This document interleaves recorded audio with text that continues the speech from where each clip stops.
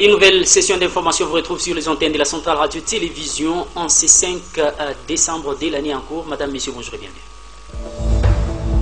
À la une de cette session informative, le président de la République et chef de l'État Félix-Antoine Tshisekedi Tshilombo a pris part la journée dès ce 4 décembre de l'année en cours au mini-sommet organisé sur la ratification du traité portant création du corridor de Lobito et a dit l'importance de ces corridors pour son pays, la République démocratique du Congo, à Luanda, capitale de l'Angola, devant le président sortant des États-Unis d'Amérique, Joe Biden, à suivre dans cette session informative. À Likasi, la Ligue des jeunes de l'Union pour la démocratie et les progrès social UDPS, Fédération de la montagneuse ville de Likasi, a à travers son comité exécutif urbain pris la ferme décision de saluer la mesure prise par les maires de la ville de Likasi, Mungo Mbatamba Henri, d'obliger tout motocycliste à déporter les casques pour sa protection. Cependant, ils ont demandé à l'autorité urbaine d'assouplir la mesure plutôt en permettant aux passagers de ne pas utiliser les casques pour des raisons hygiéniques. À suivre dans cette session informative. Et puis, la fondation Titimbi à Luboya, à travers les femmes membres de cette structure associative de la montagneuse ville de Likasi, pris part à cet atelier de 2 jours qui s'organise dans la montagneuse ville de Likasi pour lutter contre les violences faites à la femme, dont l'ego a été donné la journée du 4 décembre de l'année en cours au chapiteau de la montagneuse ville de Likasi. À suivre dans cette session informative. Voilà tout pour les titres, mesdames, messieurs. Bonjour et bienvenue. Christian Zemo me permet de vous atteindre de partout à Likasi. Je suis Montou Trésor à la présentation de cette nouvelle session d'information sur les ondes sacrées de la Centrale Radio-Télévision. Encore une fois de plus, bienvenue. Je venais de vous dire donc en luminaire de cette session informative que les comités urbains de la Ligue des jeunes au sein de l'Union pour la démocratie et le progrès social UDPS, Fédération de la montagneuse ville de Likasi, a pris la ferme décision de soutenir la décision prise par l'autorité urbaine Mungo Mbatamba Henri d'obliger tout motocycliste à déporter obligatoirement son casque avant de pouvoir se déplacer sur les différentes artères de la montagneuse ville de Likasi pour des raisons de protection. Cependant, ils ont demandé à l'autorité d'assouplir la mesure pour ce qui concerne les passagers des différentes motos au niveau de la montagneuse ville de Likasi. Pour des raisons hygiéniques, ils ne devraient pas porter les casques. Suivez. Viva! Viva! Viva! Viva! Etienne Tshisekedi, héros national. Félix Tshisekedi, président de la République. Béton, béton, béton, big rouge, éclair. C'est en ces termes que le comité de la Ligue des jeunes du parti politique Union pour la démocratie et les progrès social UDPS Fédération de Likasi, conduite par Marc Mutombo, a pris l'initiative d'appuyer inéluctablement la décision du maire de la ville de Likasi, Mungo Mbatamba Henri, d'exiger tout motocycliste les ports obligatoires des casques pour sa protection. Union pour la démocratie et le progrès social.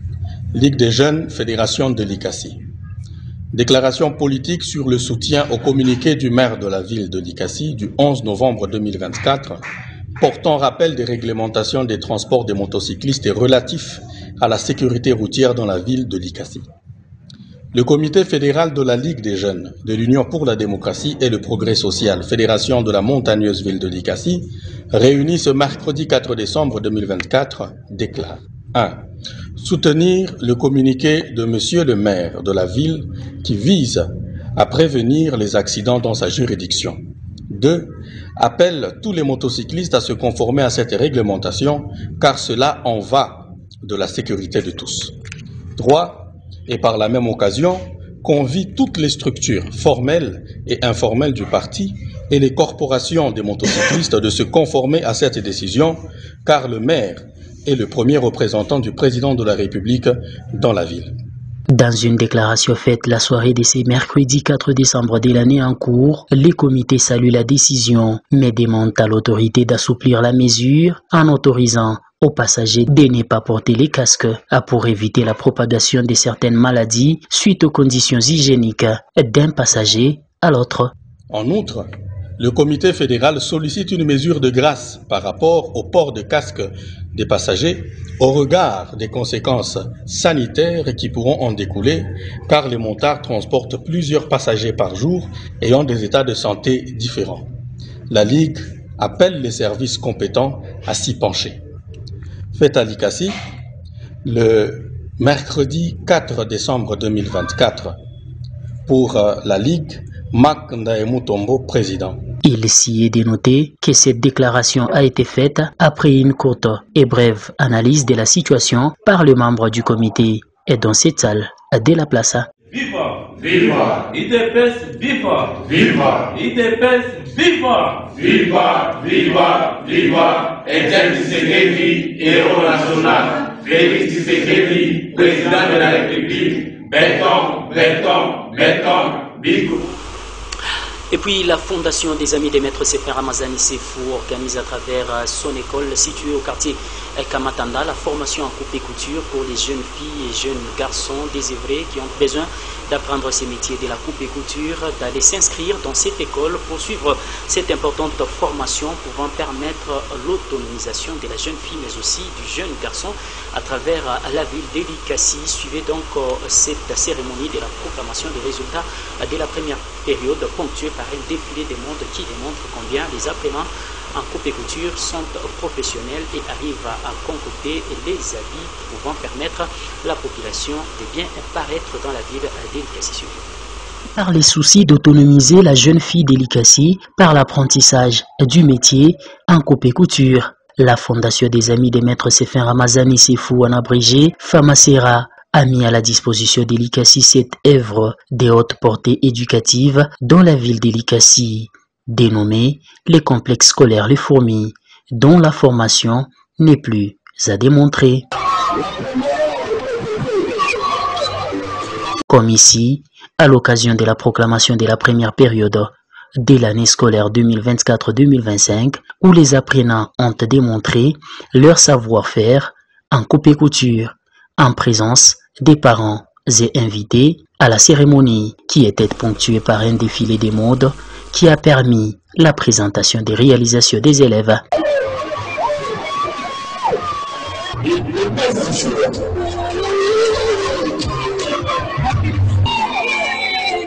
Motif de fierté pour les parents de remercier les patrons de la bienfaisance à Likassi, Sefou Ramazani Sefin, qui a choisi d'imposer ses patrimoines au quartier Kamatanda, dans la commune de Likassi. Et puis je remercie aussi mon promoteur, Maître Sefer Ramazani et sa compagne. Une raison de plus pour inviter les jeunes filles et garçons désœuvrés à venir apprendre la coupe et couture dans cette guirlande des prestiges. On a guidé les élèves, ils sont parvenus à faire quand même quelque chose. En commençant par la première et la 6e TCC. Vous avez vu vous-même de vos yeux ce que les élèves ont réalisé. Et je remercie aussi mon promoteur, Maître Sefer Ramazani, ensemble avec Maman Octavie, de pouvoir nous donner aussi l'encadrement là, de pouvoir nous donner les machines, de pouvoir aussi penser à nous comme ils avaient pensé à nous, de nous amener la coupe et couture ici chez nous dans notre quartier. On a maintenant la coupe et couture. Les élèves ont bien réalisé leur ouvrage. On a présenté, ce sont les ouvrages de la fin de la première période. Signalons que les inscriptions se poursuivent dans cette école moderne de Likassi qui est une œuvre de la Famasera.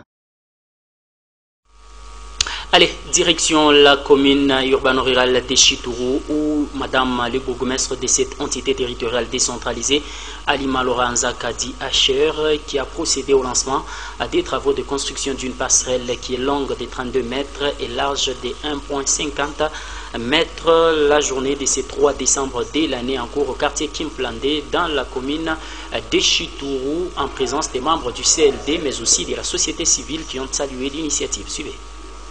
C'est dans sa casquette de la femme du développement que Madame le bourgmestre de la commune urbano-rurale de Chitourou, Alima Loranzaka, lance la journée de ce 3 décembre de l'année en cours les travaux de construction d'une passerelle longue de 32 mètres et large de 1,50 mètres au quartier Kimpolandé.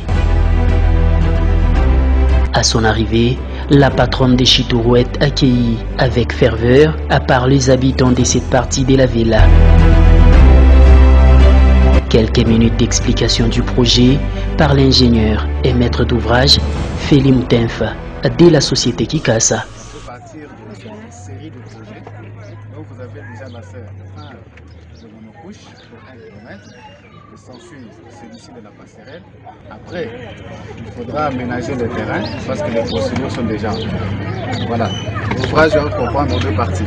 La première partie sera en béton armé, la deuxième partie est métallique. Anzaka Lora pose la première pierre peu avant de recevoir les applaudissements de la population.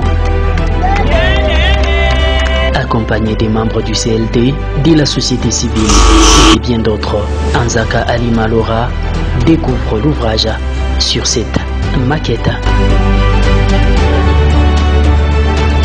Passons de la parole à l'acte, Anzaka Alima Lora et sa suite se rend compte du déroulement des travaux. Satisfaite, la population dit merci à la patronne du développement de cette commune. Mama hivi mkartie tukimplani mulikuwa magumu sana, mateso sana ya kilali. Tunampikia asante huyu mama, endeleshe tu, Mungu amchunge, endeleshe matravo yake. Chef d'avenir kwa mwisho tunapiga asante munene sana kwa kufanya hii kazi vitendo, tukuachaje bitakuya hapo. Palikuwa insecurity munene sana, watoto kwa kwenda kwa masomo na shepe yenyewe basi pa kusema utambuko uende atakumisha kubeteza, inafaa uzunguluke balabala. Hii kitendo banafanya shatoni ya kusema pana Mungu mwenyewe atampatia mashiko ya mingi ya kutumia kazi, endelea kutumia kazi ya kusaidia bantu. Pour la société civile, merci à Madame le bourgmestre a été les mots pleins d'essence lui exprimés. De la partie pour voir cette œuvre qui va être érigée là-bas. C'est vraiment une œuvre qui va faire que ça va désengorger un peu ce quartier-là. Nous avons vu, c'est un terrain vraiment accidenté. Et avec cette initiative qui vient d'adopter, c'est vraiment une œuvre qu'on doit vraiment apprécier. En tout cas, la population de cette commune doit vraiment prendre cette œuvre comme leur bien propre. Ils doivent garder ce bien et vraiment la protéger.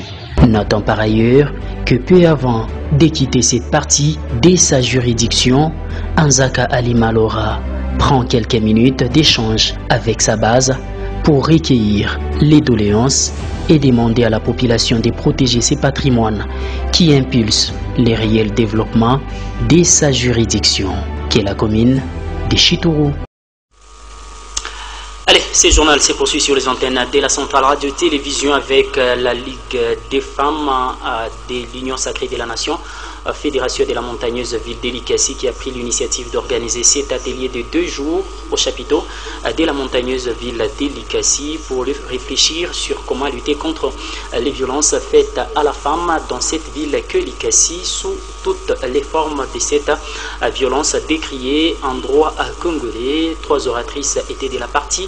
Cependant, les membres de la fondation Titimbi à Luboya, toutes les femmes bien évidemment de cette fondation, ont aussi pris part à cette importante cérémonie qui s'est déroulée la journée de ce 4 décembre de l'année en cours suivie. Contre les violences faites à la femme dans la ville d'Elikasi et la mission qui s'est assignée les collectifs des femmes membres de l'Union Sacrée de la Nation, ville d'Elikasi, et qui a organisé un atelier de 2 jours sur la ville précitée dans un somptueux cadre de la place la journée de ce 4 décembre de l'année en cours.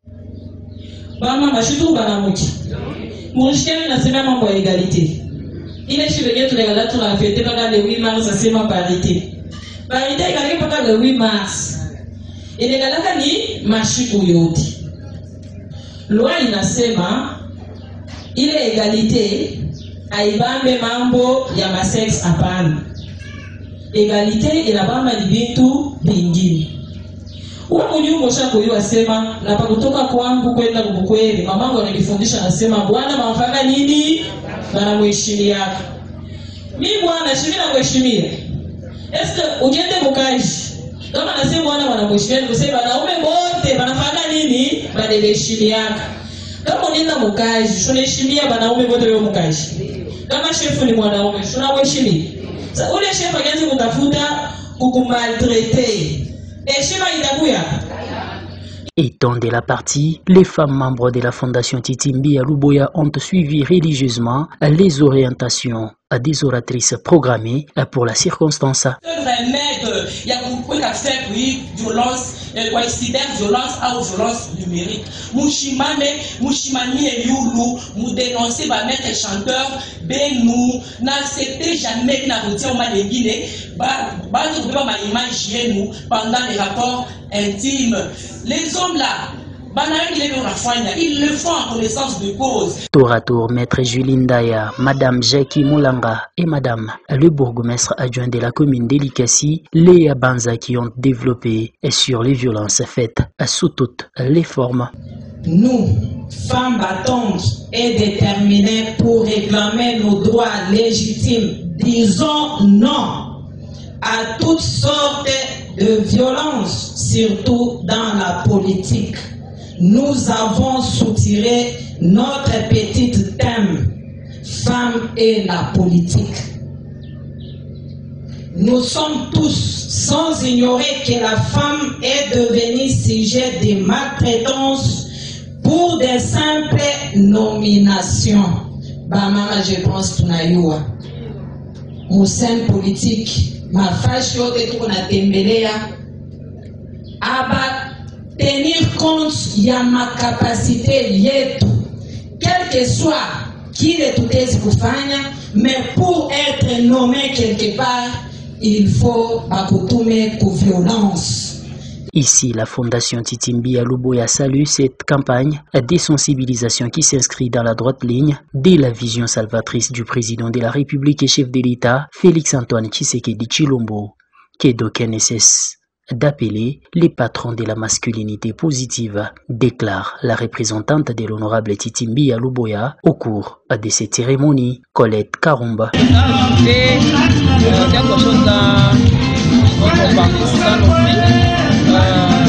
que nous devons prendre comme exemple, vous avez pu comprendre cette manifestation parce que nous avons nous aider à bien dénoncer toute forme de violence. Parce que nous avons enseigné différentes violences, la violence conjugale, la violence sexuelle, à l'école, dans nos maisons, il y a différentes formes de violence. Nous allons nous aider à bien dénoncer toute forme de violence et ça va aider aussi les mamans à bien se positionner. Parce que si nous les femmes, on est discriminées, si les femmes on est violées, c'est pas bien. Parce que Félix, c'est qu'il y a que non. Fais travailler avec les femmes, parce que si les femmes on est exposées, on est violées, c'est pas bien. On a médiatisé que non, soit aussi égal, on ne soit pas violé, si on est une forme de violence qu'on dénonce. Il s'y est dénoté que l'initiative relève de la politique salvatrice du ministère qui a en charge les questions du genre au pays. Je vous ai dit en luminaire de cette session informative que le chef de l'État des Congolais Félix-Antoine Tshisekedi a pris part, bien évidemment, à la journée de ce 4 décembre de l'année en cours au mini-sommet organisé du côté de Luanda, capitale de l'Angola. Ici, il était question de ratifier l'accord portant création du corridor pouvant permettre les transits ou les transports entre les trois États, à savoir l'Angola, la Zambie, mais également la République démocratique du Congo. Ici, le chef de l'État a étayé l'importance de ces corridors pour son pays que la République démocratique du Congo suit. Le corridor de Lobito est bien plus qu'un axe de transport. C'est une opportunité unique d'intégration régionale, de transformation économique et d'amélioration des conditions de vie de nos concitoyens. Ce réseau ferroviaire reliant les régions minières de la République démocratique du Congo et de la Zambie au port de Lobito est conçu pour transporter jusqu'à 20 millions de tonnes de marchandises par an d'ici 2030. Le corridor de Lobito n'est pas seulement un projet d'infrastructure, c'est aussi un trait d'union entre nos trois pays, la République démocratique du Congo, la Zambie et l'Angola. Il symbolise notre volonté collective à convertir le potentiel de nos pays en une prospérité tangible pour nos populations, en favorisant une interdépendance harmonieuse où nos économies pourront s'épanouir mutuellement. Pour la République démocratique du Congo, le corridor de Lobito représente une opportunité stratégique pour valoriser nos ressources naturelles, en particulier le cuivre et le cobalt, qui constituent 70% de la demande mondiale dans le cadre de la transition énergétique. Avec une production combinée de 3 millions de tonnes par an entre la République démocratique du Congo et la Zambie, ce projet permettra de réduire significativement les coûts logistiques tout en augmentant nos recettes d'exportation. C'est donc une opportunité unique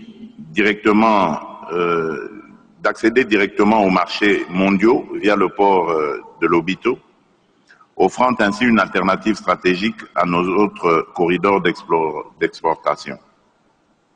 Avec ces 1739 km de voies ferrées reliées aux réseaux routiers et ferroviaires régionaux, il jouera un rôle clé dans l'intégration régionale et continentale.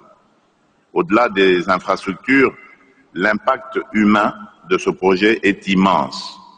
Ce corridor catalysera la création de plus de 30 000 emplois directs et indirects, réduisant la pauvreté et favorisant le commerce intra-africain en ligne avec l'agenda 2063 de l'Union africaine. Le temps de transit des marchandises, actuellement de plus de 30 jours, sera réduit à moins de 10 jours, augmentant ainsi notre compétitivité sur les marchés internationaux.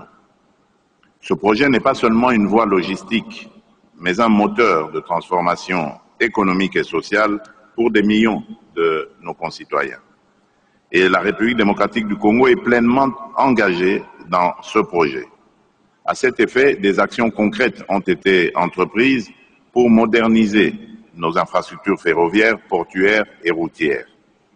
Ces efforts visent à établir des connexions fluides et stratégiques entre nos principaux sites miniers tels que Kolwezi et Likasi et les terminaux ferroviaires du corridor.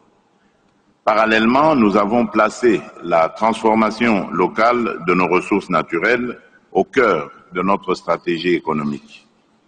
Il est impératif que les richesses de notre sol contribuent directement au bien-être de nos populations. Cela passe par le développement de chaînes de valeur industrielle locales, ajoutant une valeur significative avant toute exportation.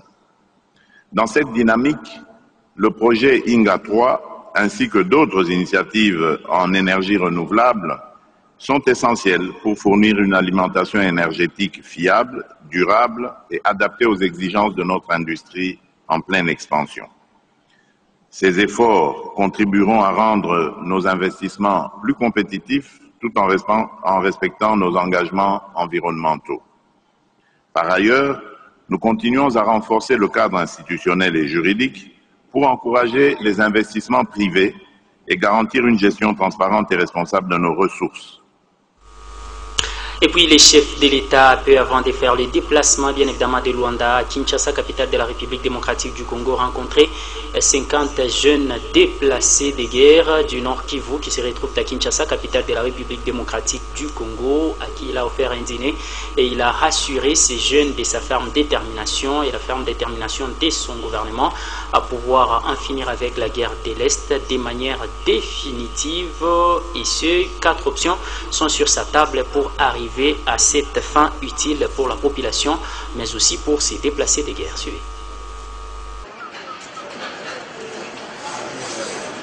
Victimes de la guerre injuste imposée à l'est de la RDC par le Rwanda, telles que la perte de leurs parents ou la rupture des liens familiaux, avec pour conséquence la fuite dans le camp de déplacés à Mugunga et Don Bosco à Goma, ces enfants privés de la jouissance de leurs droits fondamentaux sont venus à la rencontre du père de la nation, le président de la République, Félix Antoine Tshisekedi Tshilombo, et la première dame, Denise Nakero, pour exprimer leur ardent désir du retour de la paix dans la partie est de la RDC. Nous sollicitons un engagement concret et soutenu de la part des autorités congolaises, des partenaires internationaux et de tous les parties prenantes pour que les familles déplacées retrouvent leur dignité l'espoir, la paix et un avenir meilleur. Difficile d'expliquer à des enfants le mécanisme diplomatique complexe concernant le retour dans un avenir proche de la paix dans cette partie du pays. Voilà pourquoi le président de la République est revenu brièvement sur ce multiples efforts déployés pour le rétablissement de la paix, notamment le processus de Luanda, dont le but est d'instaurer un cessez-le-feu suivi du cantonnement, du désarmement et de la démobilisation des rebelles du M23. Alors les enfants, vous voyez, je vous ai décrit 4 démarches que nous sommes en train de mener et qui, je vous l'assure, faites-moi confiance, vont ramener la paix définitivement à l'Est. Pas un semblant de paix, c'est-à-dire simplement les armes qui se taisent pour reprendre dans 1 an, dans 2 ans, non. Ce sera la paix définitive. Et vous pourriez enfin, à ce moment-là, rentrer à la maison. Voilà, les enfants, nous ne vous oublierons jamais. Dites à vos parents qui sont restés quand vous allez rentrer que vous avez vu le président et que le président vous promet que tout va revenir dans l'ordre. Très bientôt. Je vous en fais la promesse et le serment. Organisée par le FONAREV, la rencontre a connu également la participation de la première ministre Judith Suminwa Tuluka, de la ministre des Droits humains et de la ministre des Affaires sociales. Au terme de cette rencontre, les enfants sont répartis avec une lueur d'espoir, un sentiment de fierté, un heureux souvenir d'avoir eu l'honneur de rencontrer en face le couple présidentiel en personne.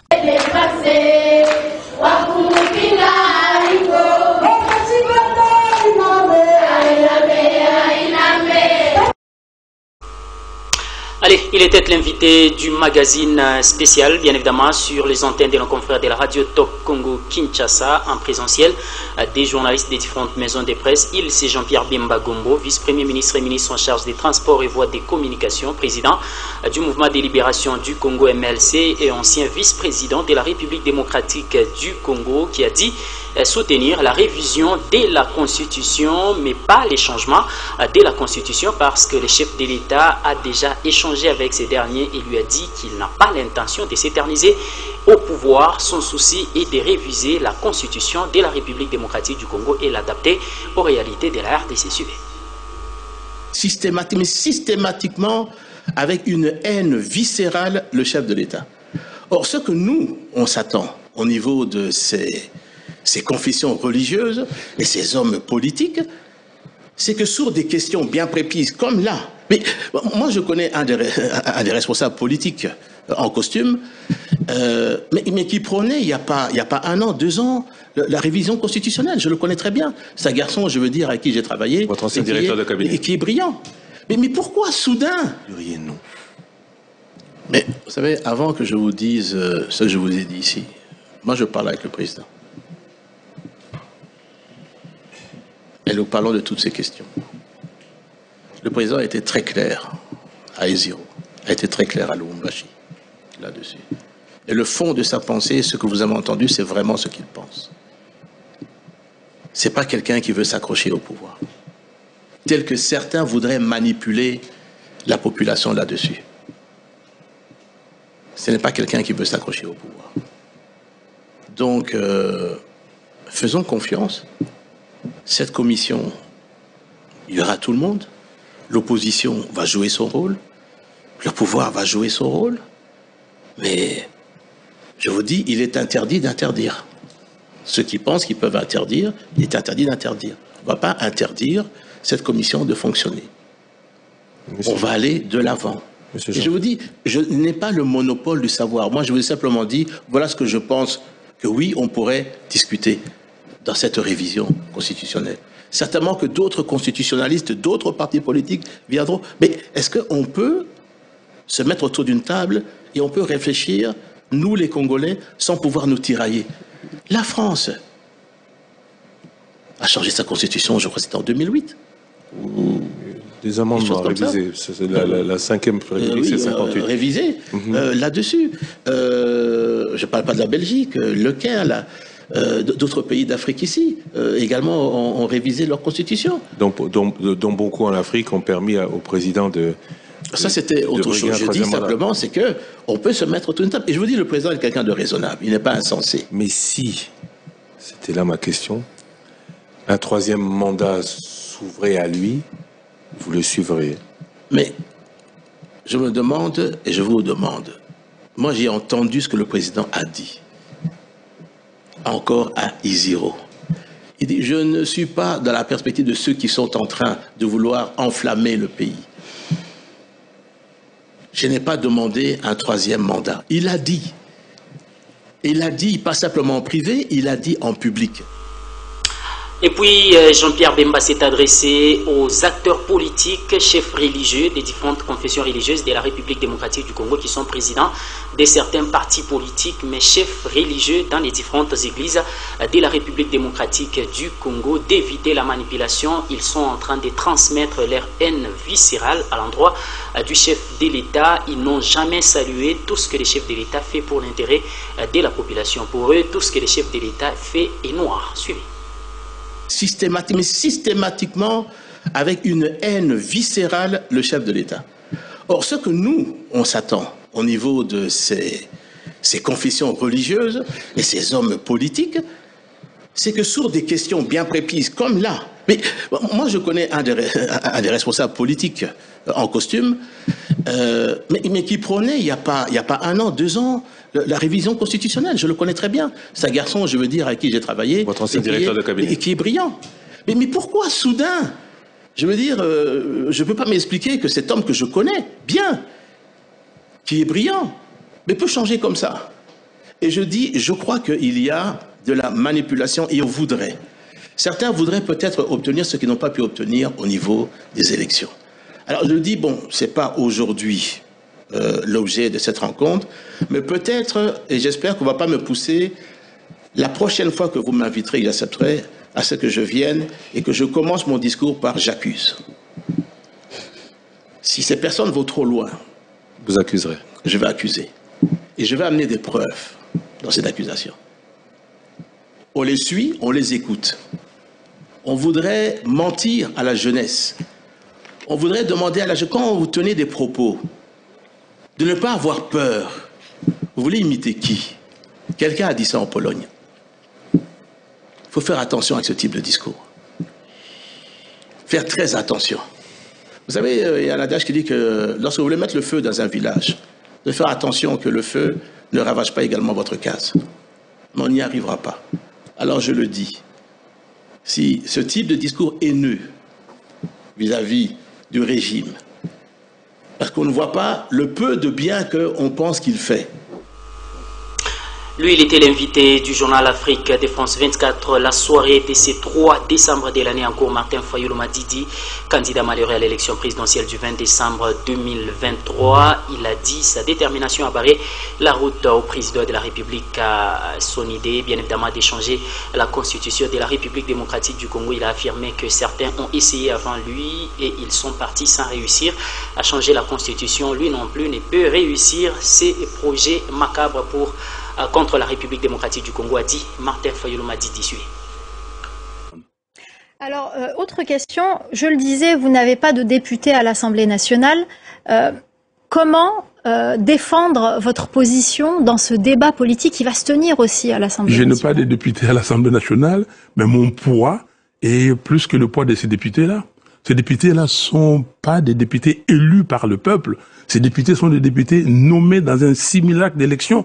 Ces députés, je peux vous prendre de tous les 500 députés, ils ne sont pas 500 aujourd'hui, tous les députés, tous ensemble. Je vais dans n'importe quelle contrée du Congo. Eux avec moi, vous allez voir, le peuple sera avec qui? Ce n'est pas les simulacres d'élection, ce n'est pas des gens qui n'ont aucune légitimité. Ces députés sont comme M. Félix Tshisekedi, il n'a pas de légitimité. M. Félix Tshisekedi dépense l'argent de l'État, il fait le tour de tous les Congos avec l'argent de l'État pour acheter des consciences. Et vous le voyez d'ailleurs, malgré les achats de consciences, personne ne le suit. faut pas voir les petits flatteurs qui viennent parce qu'on leur a donné un peu d'argent pour aller manger le soir, et ça ne veut absolument rien dire. Alors comment faire en dehors de l'hémicycle pour mobiliser? Quel est votre projet, votre stratégie? Mais l'hémicycle mobilise quoi? Mais en dehors de l'hémicycle. Mais nous mobilisons en dehors de l'hémicycle, vous le voyez, nous sommes là. Et nous faisons des manifestations partout. Nous faisons des manifestations et c'est riche. Est-ce que vous avez vu mon retour à Kinshasa le 31 août dernier? Est-ce que vous voyez comment M. Tshisekedi s'emploie pour me contrer, pour contrer tous mes déplacements, pour contrer tout ce que j'ai fait? Donc, nous mobilisons en dehors de l'hémicycle parce que le peuple est avec nous et le peuple a compris. Et si vous... Et pour boucler cette session d'information, les sénateurs de la République démocratique du Congo ont analysé en seconde lecture la journée de ce 3 décembre de l'année en cours le projet de loi des finances exercice 2025 qui s'évalue à environ 18 milliards de dollars américains. Ce projet qui a été déclaré recevable et envoyé à la commission économico-financière de la Chambre haute du Parlement pour examen approfondi et dont le rapport sera fourni à tous les sénateurs après 6 jours d'études. Suivez donc cet extrait de la déclaration du président de la Chambre haute du Parlement et honorable Jean-Michel Samalouko Ndekenge. Après ce long débat de près de 6 heures, des réponses apportées par le ministre d'État, ministre du Budget, et la suite qui va s'en suivre au niveau de notre commission, je voudrais ici, justement par rapport à ces travaux qui doivent se poursuivre et conformément au calendrier des travaux de cette session, déclarer que ce projet de loi est confié à la commission ECOFIN pour une étude approfondie. Nous lui accordons un délai de 6 jours pour procéder à cette étude et venir présenter son rapport. Et sur ce, tout en vous souhaitant une bonne soirée et un bon repos, la séance est suspendue. Place à présent, rappel des titres. Le président de la République et chef de l'État Félix-Antoine Tshisekedi Tshilombo à Luanda a pris part au mini-sommet organisé sur la ratification du traité portant création du corridor de Lobito et a dit l'importance de ces corridors pour son pays, la République démocratique du Congo, en présentiel du président sortant des États-Unis d'Amérique, Joe Biden. Vous l'avez suivi dans cette édition de vos nouvelles. Et puis la Ligue des jeunes du parti politique UDPS Fédération de la Montagneuse Ville d'Elikasi a pris la ferme décision de soutenir l'arrêté du maire de la ville d'Elikasi, Mungomba Tamba Henri, exigeant aux motocyclistes les ports obligatoires des casques pour leur protection. Cependant, la Ligue des jeunes demande au maire de la ville d'assouplir la mesure auprès des passagers qui ne devraient pas utiliser les casques pour des raisons hygiéniques.